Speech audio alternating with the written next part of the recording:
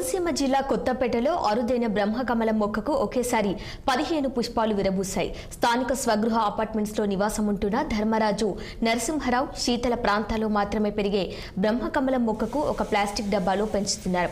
ఏడాదిలో ఒకేసారి రాత్రి వేళల్లో మాత్రమే పూసే ఈ మొక్కకు ఒకేసారి 15 పుష్పాలు విరబోయటంతో స్థానికులు ఆసక్తిగా తిలకించారు.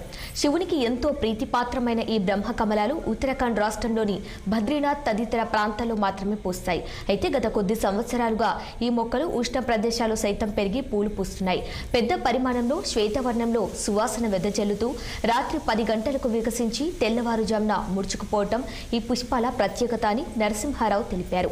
ఆదివారం ఈ పూలను గురు పూర్ణిమ సందర్భంగా స్థానిక షిర్డీ సాయిబాబా ఆలయంలో బాబావారికి సమర్పించారు.